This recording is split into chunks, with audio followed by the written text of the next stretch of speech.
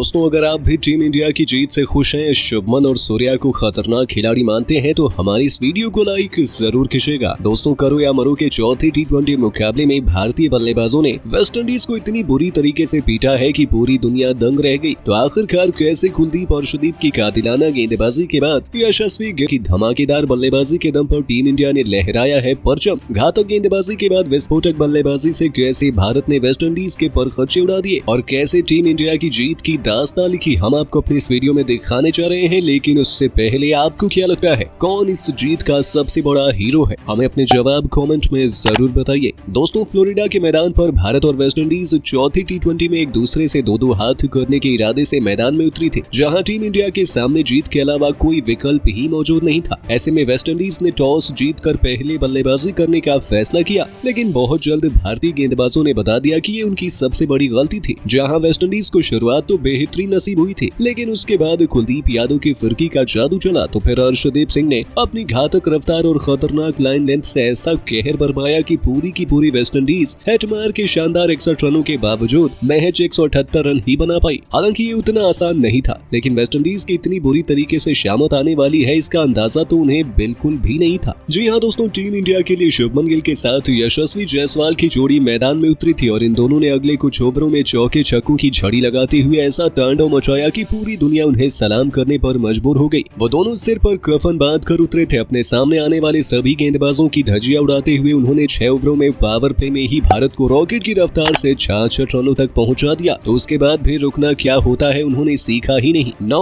ओवरों में ही भारतीय टीम 94 रनों के स्कोर के पार पहुंच चुकी थी। दोनों खिलाड़ी अपने अपने अर्धशतक के पास थे। उनके बीच 100 रनों की तूफानी पार्टनरशिप हुई। तो वहीं उनके इस माइलस्टोन के बाद भी जब बाकी बल्लेबाजों को भी बैटिंग का मौका मिला तो उन्होंने भी वेस्टइंडीज पर रहम करना जरूरी नहीं समझा और गिल यशस्वी जहां तक बड़ी आसानी से टीम इंडिया को धमाकेदार जीत दिलाई। और इसी के साथ ही भारत ने सीरीज में भी 2-2 से बराबरी कर ये बता दिया कि भारत को कम आंकना वेस्टइंडीज की बहुत बड़ी भूल थी, जहां अब ये सीरीज अंतिम मोड़ पर पहुंच चुकी है। दोस्तों, फ्लोरिडा के मैदान पर भारत और वेस्टइंडीज चौथा टी20 के ऐतिहासिक घमासान के लिए उतर चुकी थी, जहां किस्मत चमकी वेस्टइंडीज के कप्तान रोमन पवेल की। उन्होंने भारतीय टीम को पहले गेंदबाजी करने का न्योता दिया।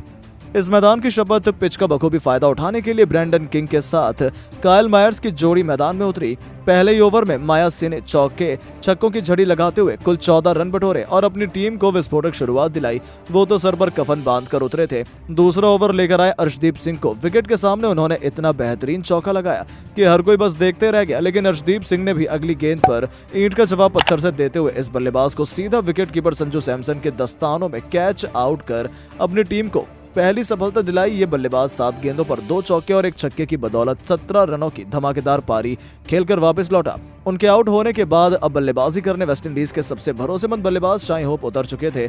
ऐसा लगा था टीम इंडिया वेस्टइंडीज पर शिकंजा कस लेगी, लेकिन अगले कुछ ओवरों में भारत को पता चला कि वेस्टइंडीज ऐसे थोड़ी ना टी20 की सबसे खतरनाक टीम मानी जाती है। इन दोनों खिलाड़ियों ने सभी गेंदबाजों को रिमांड पर लेते हुए काउंटर अटैक की शुरुआत कर दी। नतीजतन महज 5.3 ओवरों में वेस्टइंडीज 54 रनों तक पहुंच चुकी थी। भारतीय खेमा हैरान और परेशान था। तभी ओवर की चौथी गेंद पर अर्शदीप सिंह ने भी ब्रैंडन किंग को अपने जाल में फंसा लिया, जिनका हवा में उड़ते हुए सुपरमैन की तरह कुलदीप यादव ने कैच लपककर टीम इंडिया को दूसरी सफलता दिलाई।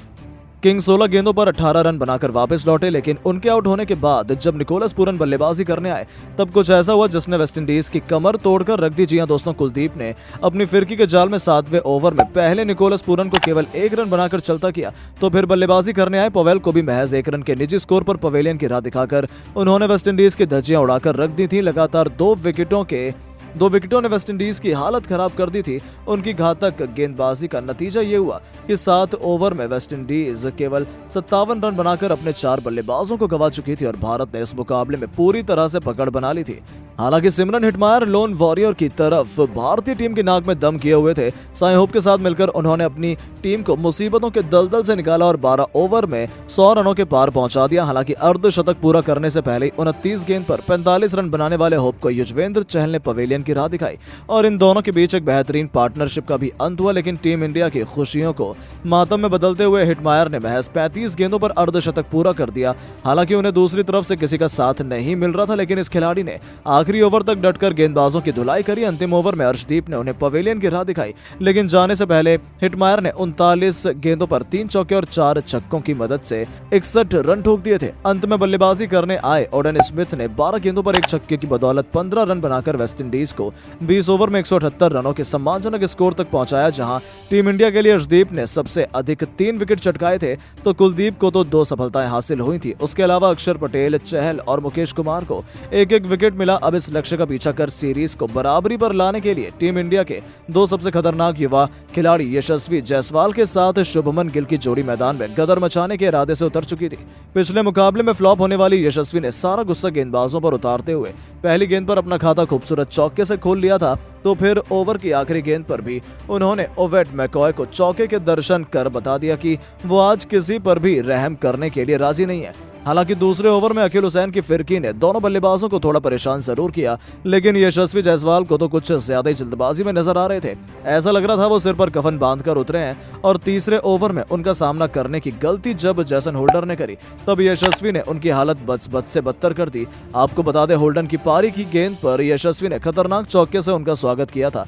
तो फिर ओवर की आखिरी 2 गेंद पर मैदान में 2 कोनों पर यशस्वी ने 2 ऐसे खूबसूरत चौके लगाए जिन्हें देखकर वेस्टइंडीज के खेमे में उथल पुथल मच चुकी थी। वेस्टइंडीज को भी समझ में आ चुका था कि इन दोनों को रोक पाना आज बिल्कुल भी आसान नहीं होने वाला है। यहाँ तक कि दूसरी तरफ से शुभमन गिल भी केवल दर्शन बनकर यशस्वी की अद्भुत बल्लेबाजी का लुत्फ उठा रहे थे। भारतीय फैंस में जोश की एक नई लहर दौड़ गई थी क्योंकि टीम इंडिया तूफानी रफ्तार से लक्ष्य की तरफ बढ़ रही थी। यशस्वी को तूफानी बल्लेबाजी करते देख गिल ने भी अपना गियर में बदलाव किया। चौथे ओवर की 5वीं गेंद पर ओबेद मैकॉय के घमंड को चूर चूर करते हुए शुभमन गिल ने ऐसा छक्का लगाया जिसने वेस्टइंडीज के पसीने छुड़ा दिए थे। उनकी विध्वंसक बल्लेबाजी देखकर तो पूरा स्टेडियम खुशी से झूम रहा था। तो वहीं वेस्टइंडीज के पसीने छूट चुके थे क्योंकि ये दोनों खिलाड़ी रुकने का नाम नहीं ले रहे थे।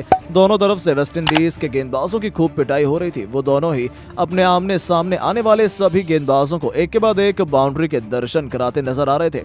5वें ओवर में अंतिम गेंद पर 2 गेंदों पर यशस्वी जायसवाल ने लगातार 2 चौके ठोककर भारतीय टीम को 5 ओवरों में अर्धशतक के आंकड़े तक पहुंचा दिया था। भारत की बड़ी आसानी से जीत की नींव बिछा दी गई थी। पावर प्ले के आखिरी ओवर में तो शुभमन गिल ने ओडेन स्मिथ का करियर समाप्त करने का मन बना लिया, जिनका पहली ही गेंद पर उन्होंने मैदान के बाहर गगनचुंबी छक्के से स्वागत किया। तो फिर चौथी गेंद पर अपने पुल शॉट का जादू दिखाते हुए फील्डर के ठीक ऊपर से एक और तूफानी छक्का बटोरकर उन्होंने वेस्टइंडीज की बची कुची हुई उम्मीदों को चकनाचूर कर दिया था। अभी से वेस्टइंडीज को अपनी करारी हार नजर आने लगी थी तो वहीं पूरा भारत देश जीत का जश्न मनाने लगा था क्योंकि उनके दम पर टीम इंडिया आसान सी जीत की तरफ बढ़ने लगी थी। ओवर की आखिरी गेंद पर एक और चौका जड़कर उन्होंने पावर प्ले में अपनी विध्वंसक बल्लेबाजी से टीम इंडिया को 66 रनों तक पहुंचा दिया था, जिस पर भरोसा करना वेस्टइंडीज के लिए तो बहुत मुश्किल था।